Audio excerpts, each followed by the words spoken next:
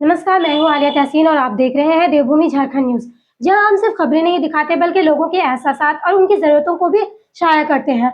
आज इसी मौजू पर बात करने के लिए हमारे साथ हैं धनबाद नगर निगम के वार्ड 17 के पार्षद इम्तियाज़ अंसारी जी। आज हम उनसे बात करेंगे और जानेंगे कि उनके वार्ड में ऐसी क्या कमी है और वो अपने वार्ड के लोगों के बारे में क्या कुछ सोचते हैं, क्योंकि किसी भी वार्ड की पहचान सिर्फ उनकी ऊंची-ऊंची इमारतें नहीं होती, बल्कि वहाँ के रहने वाले लोगों के एहसासात, उनकी ज़रूरतें और वहाँ की गलियाँ भी होती हैं।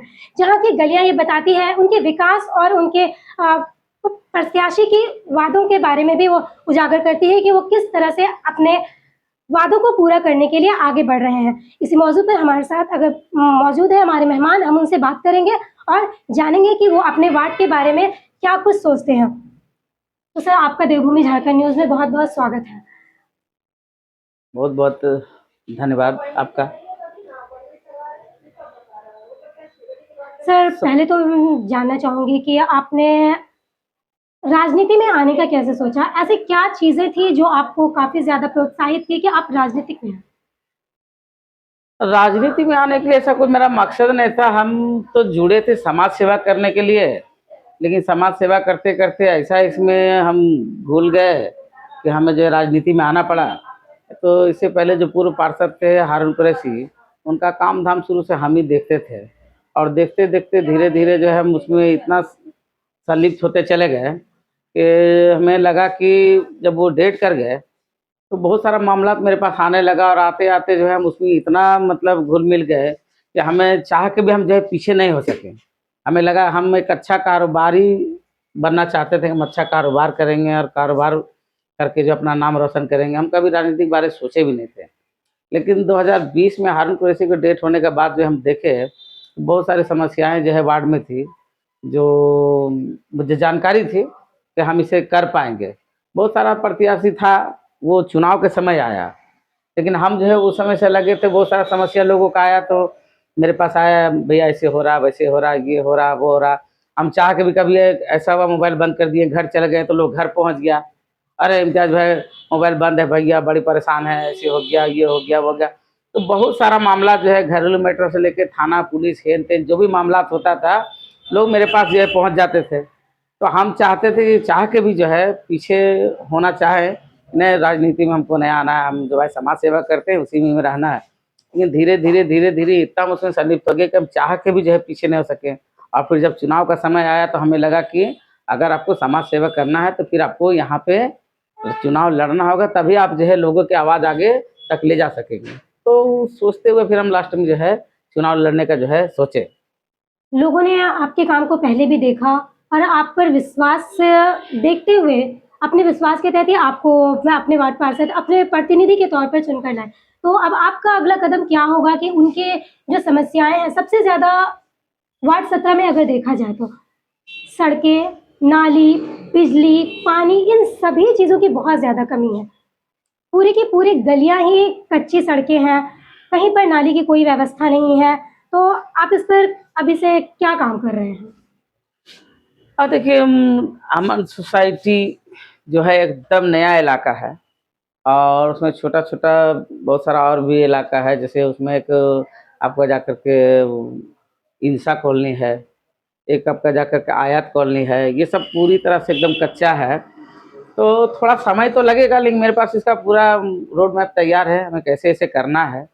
थोड़ा-सा हम अपने जनता से अपील करना चाहेंगे, थोड़ा-सा आपको सब्र रखना है। जो आप हम पे भरोसा जताएँ, हम 100% तो वादा नहीं कर पाएँगे, हम पूरा करेंगे, लेकिन कोशिश इतना मेरा होगा कि आने वाले 5 सालों में जो है, जो मूलभूत सुविधा और जो मेन समस्या है, लगभग हम उसे खत्म करेंगे। जैसा कि अभी आप कहें कि आपके पास पूरा रोड मैप है, तो हमारी जनता आप पे विश्वास करती है, इसलिए उन्होंने आपको चुनकर भी लाया। लेकिन उन्हें आश्वस्त करने के लिए, उन्हें एक ये बताने के लिए कि आपके रोड मैप के बारे में थोड़ा एक्सपोज़ करेंगे ताकि उनको भी ये हो, एक उम्मीद हो कि हाँ, हमारे पार्षद प्रतिनिधि जो हैं, वो हमारे लिए काम कर रहे हैं। हाँ, देखिए अभी जैसे सबसे पहला अभी हम आए हैं जीत करके, अभी आपका देख रहे होंगे गफ़्फ़ार कॉलोनी में रोड का काम शुरू हुआ है। रोड और नाली का काम शुरू हुआ है और मेरा सबसे पहला वादा था कि हम जीत करके आएँगे तो अमन सोसाइटी 1 नंबर से लेके 4 नंबर जो है, वो मेरा मुख्य ये रहेगा, मुद्दा रहेगा कि जो है अम्मा छोटी 1 नंबर से लेकर 4 नंबर तक जो ईदगाह रोड है वो एकदम जर्जर अवस्था में है। और हमने बहुत प्रयास भी किया, ऐसा नहीं कि जो है आज चुनाव आया या जीत गए तो हम ऐसा बात करें, हम बहुत प्रयास किए, मथुरा महतो से लिखा के दिए, मंत्री सुदेव कुमार सोनू से लिखवा करके दिए, कम से कम हमको लगता है 4-5 बार जो है अखबारों में छपवाए, सोशल मीडिया, प्रिंट मीडिया सारे लोग जो उसके पीछे लगे, उसके बावजूद भी वो नहीं हो पाया। तो मेरा ये था कि चलो जो चीज़ नहीं हो पाया हम एफर्ट तो लगाए ना, लेकिन अब है कि हम पावर में आ गए, अब जनता में चुन के यहाँ तक लाई है, तो मेरा ये है कि सबसे पहला काम उसमें करेंगे और इंशाल्लाह उम्मीद है कि हफ्ता 10 दिन के अंदर ही हमने जो जनता से वादा किया, अभी बहुत समय तो बीता नहीं है, ये 18 तारीख को शपथ ली है और 12 तारीख को हमारा बोर्ड का दूसरा बैठक होने जा रहा है। तो अब समझिए कि मतलब 1.5 महीना में ही जो है, हमें तो लगता है शायद कोई इतना तेज़ी से दूसरा कोई दिखा भी पाता। अभी समझ लिए 10-15 दिन में आपका जो है अमर सोसाइटी 1 नंबर से लेकर 4 नंबर तक जो मेन मुख्य सड़क है, उसमें नाली का काम शुरू हो जाएगा। तो जो वादा किए थे एक चीज़ तो सामने आ गया है कि नाली बनना आपका शुरू हो जाएगा और बहुत जल्द जो है रोड भी इसमें इंशाअल्लाह रहमान बनेगा। तो आप चुनाव प्रचार जब कर रहे थे तो गलियों में, मोहल्लों में जा करके, यानी कि आप जिस तरह से ग्राउंड लेवल के हैं, लोगों के बीच के हैं, आप लोगों के बीच गए भी, तो सबसे बड़ी समस्या क्या आपको नज़र आई इस पूरे वार्ड में? ये समस्या सबसे ज़्यादा यहाँ पे ड्रेनेज सिस्टम का समस्या है, सबसे ज़्यादा वही सिस्टम है। हर जगह जहाँ भी पहले भी जाते थे लड़ाई झगड़ा इसी चीज़ का होता था, भैया नाली ऐसे बह रहा है, वैसे बह रहा है, कच्चा है, आपस में झगड़ा हो रहा है। तो सलटाते थे, लोगों को समझाते थे कि थोड़ा-सा धीरज रखिए, भाई समय जैसे-जैसे बीतेगा बनेगा। और कह रहा अब हम पे जनता भरोसा जताई तो अब तेज़ी से होगा। कल काम तो कल भी हम करते थे बिना पद पे रह के, लेकिन अब जब हम पद पे आ गए वो काम तेज़ी से होगा। और आज जो है हमको लग रहा है कि बहुत जल्द जो है आने वाला समय हमको लगता है कि 6 महीना के अंदर ही जो है अमन सोसाइटी और वार्ड नंबर 17 में बदलाव दिखने लगेगा, 6 महीना के अंदर ही। सड़क और नली के अलावा वार्ड नंबर 17 में जो सबसे बड़ी एक समस्या वो ये है कि यहाँ पर मिनरल वाटर सप्लाई नहीं है। तो लोग बोरवेल के पानी पे ही डिपेंड करते हैं, जो काफ़ी सारे डिज़ीज़ का भी रीज़न होती है। टाइम-टाइम पर ऐसा सुनने को भी मिला है। फिर नलियाँ जहाँ पर जमा हुआ है, वहाँ पे मच्छर पनपते हैं, जिसकी वजह से डेंगू होते हैं, साथ ही साथ पानी की वजह। तो आप ये मिनरल वाटर सप्लाई के बारे में क्या बोलना चाहेंगे? पाने के लिए हम लोग तो बातचीत की है और अभी जो 12 तारीख को बोर्ड का बैठक है उसमें हम लोग ये दोबारा से पुनः फिर जो है आवाज़ उठाएंगे कि हमने बात किया है अमन सोसाइटी 1 नंबर गेट और 4 नंबर गेट में पानी का पाइपलाइन नहीं बिछा हुआ, जिसके कारण काफ़ी लोगों को समस्या हो रहा है। एक-एक घर में 2-2 बोरिंग किया हुआ, उसके बावजूद भी पानी नहीं है। तो अभी जो मेरा बोर्ड का बैठक है 12 तारीख को, इस मुद्दा को हम एकदम प्रमुखता से उठाएंगे। पहले भी उठाए थे लेकिन इस बार हम पूरा जानना चाहेंगे कि हमने जो आवाज़ उठाया वो कहाँ तक पहुँचा है। क्या लगता है आपकी आवाज़ों को आपके जो टॉप मोस्ट अथॉरिटी है, वहाँ पर पास मिल रहा है? हाँ, मिल रहा है, मिलेगा, कैसे नहीं मिलेगा? एकदम मिलेगा और नहीं मिलेगा उसके लिए हमको जहाँ तक जाना पड़ेगा जाएँगे।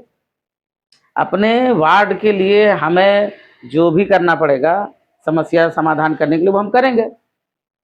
मेयर साहब से रिक्वेस्ट करेंगे, नगर आयुक्त हैं उनसे रिक्वेस्ट करेंगे, ज़रूरत पड़ेगा तो जो है नगर विकास मंत्री है उनके पास जाएँगे, ज़रूरत पड़ेगा मुख्यमंत्री से मिलेंगे। अपने वार्ड के लिए जहाँ भी हमको आवश्यकता लगेगा उनसे मिलेंगे। अगर आपसे कहा जाए कि आप अपने वार्ड के बारे में मतलब कम शब्दों में, बहुत ही कम लफ्ज़ों में अगर कुछ कहें तो आप क्या कहना चाहेंगे?